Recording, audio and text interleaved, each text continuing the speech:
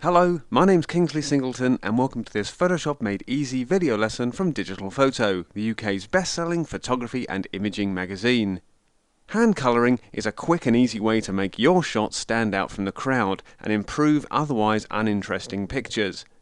It works really well on still lifes, floral images and portraits, and as you'll see in this lesson, the intensity of the effect is up to you. All the colour in our hand-coloured picture here is simply applied using the brush tool, and if you set it up the right way, you'll soon be able to paint in whatever colours you like.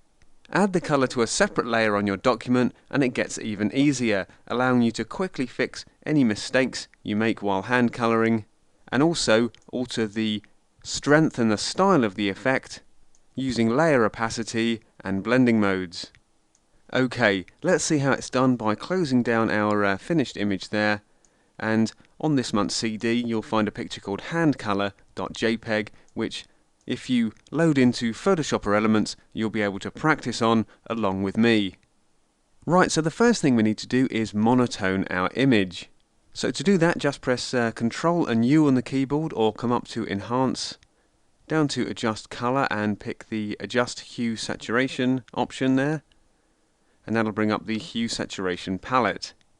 Now what you can do is either start from a completely black and white image or apply a sort of subtle toning effect, which is what I'm going to do here. If you want to start from the black and white, just click on the saturation slider here and drag it all the way down to -100, and that'll give you a pure black and white image. But what I'm thinking is I want a little bit of kind of sepia tone just to fill in the gaps between the areas that I'm colouring. So I'm going to first click the colorize button, then I'm going to click and drag the hue slider down to around 30. The saturation slider can then be used to control the intensity of the effect, but in this case I'm just going to leave that at its default setting of 25, and the lightness I'm also going to leave at its default setting of 0. Once you've done all that, just click OK to leave the palette, and now we can get on with our proper hand colouring. And the first step of this, as I mentioned in the introduction, is to add a new blank layer. So first let's bring up the Layers palette just by coming up to Window and down to Layers. I'll just drag mine in from the side of the screen here, make that a little bit smaller. And then to add the new blank layer, you can either click on the Create New Layer icon in the Layers palette, or you can come up to Layer, down to New and pick Layer. Or if you want to do it from the keyboard, just press the Shift key together with Control and then N. This will give us an option to name our new layer, and we're going to call this one Color, and click OK. And there our new blank layer appears in the Layers palette, and we can tell it's blank because it has this checkerboard effect. That means there are no pixels on it at all. The next thing we need to do before we start hand colouring our image is change the blending mode of the layer. You see up here at the moment it's set to normal, and if I was to try and start painting on this layer, just picking any old colour here, we'll just get a solid mass of colour.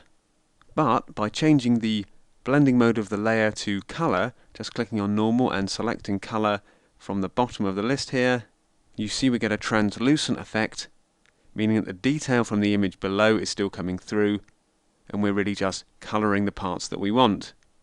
So we'll just click on the eraser tool and get rid of that new colour for a moment. We return to a blank layer, and now it's time to click on the brush tool for real, set its size to 200 pixels, its mode to normal, opacity 100%, and then what we want to do right now is set its edge hardness to just a little bit lower than the maximum. So if you press Shift and the right square bracket key on the keyboard a few times, and just keep your eye on this brush preview window at the top left hand corner, you'll see that edge harden up, and that's the maximum hardness we've got there now. So then we'll just press the Shift key and the left square bracket key once, just to give it a little bit of fuzziness at the edge.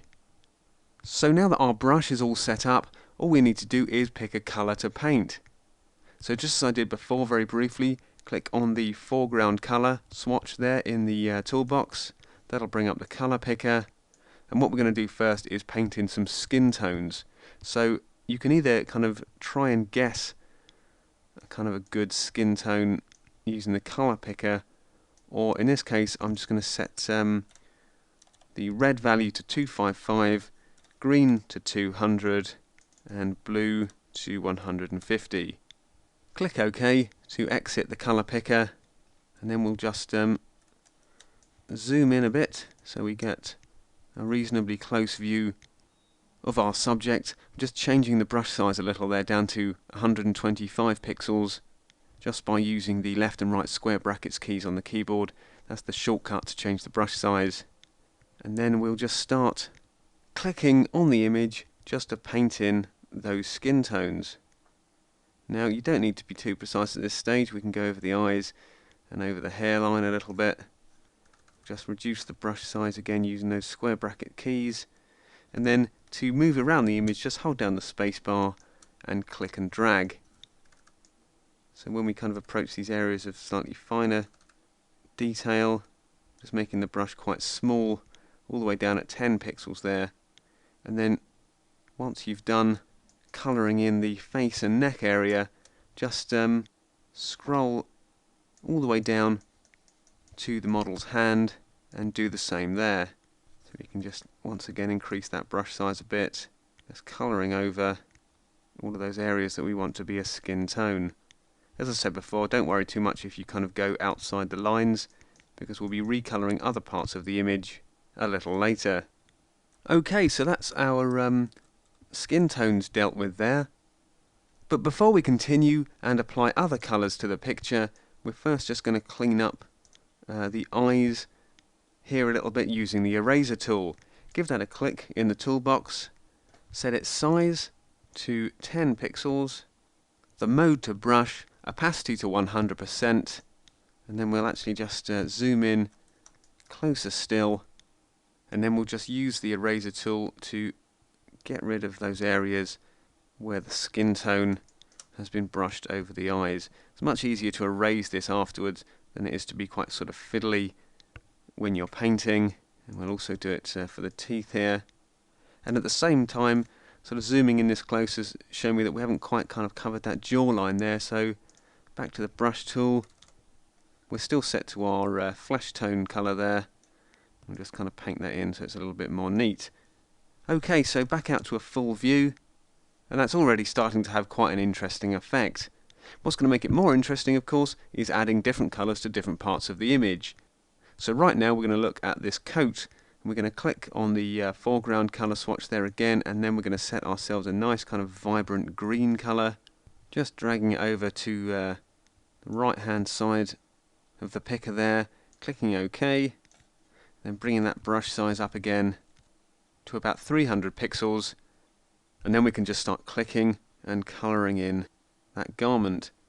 And we'll work with the large brush to start with, before kind of controlling its size for the finer details. We're just trying to block in all this colour.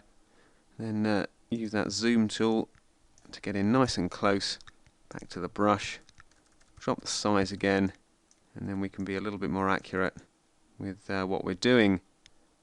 And if you want to reselect a colour that you've been using earlier, the best way to do this is first turn off the background layer using the eye icon in the layers palette so it disappears, and then just click on the foreground colour swatch, then use the colour picker there, click on the image, and it'll be reset to the one it was before.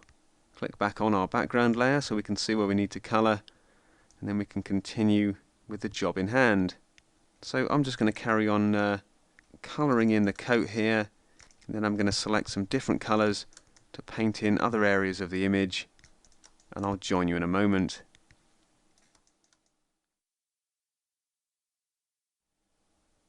Okay, so here we are, having applied colour to lots of different parts of the image using exactly the same method that we first did on the face and the hand. We've got this kind of green coat going on, this flaming red hair, and if we zoom right in on the model's face, you'll also be able to see that we've applied colour to the pupils and applied some lipstick there. Now it's also looking very vibrant at this stage because of the way that we've applied the colour, perhaps a little bit too vibrant. So what I'm going to do is make sure that the colour layer here in the layers palette is selected, and then just click and drag that opacity slider down to about 35%. And that immediately gives us a more sort of muted look, something that's a little bit more subtle and easier on the eye. And if you want to apply some different colour effects, it's also worth having a play with the blending modes menu up here in the layers palette. Changing it to options like overlay can give you quite a nice sort of more dramatic feel. I quite like that one, but we can also kind of make things a bit more garish using things like hard light, colour burn up here. That's quite moody, that one. We can use multiply. Give them all a try and see what works with your image. I'm going to stick to overlay, I think, because that's looking rather nice. And before I go, it's also worth pointing out that you can use the hue saturation palette, just as we did to tone the image, in the first step, just by pressing Ctrl and U on the keyboard to bring it up. And without ticking colorize this time, you can click and drag the hue slider around, and as I'm doing that, you'll notice that we're getting shifts in all of those colours in the image. So it's quite an interesting one to play with before you decide on your final colour scheme. I'm quite happy with the way it was though, so I'm going to leave my hand coloured picture just like that. The last thing we need to do then is come up to Layer and down to Flatten Image, which will collapse our colour layer into the background. And then when you save the file, make sure you don't save over the original full colour version, so that you've still got that one to go back to and play with in the future. Okay, hope you enjoyed that. Have a go with your own pictures and make sure you send them in to us at the magazine. See you next time.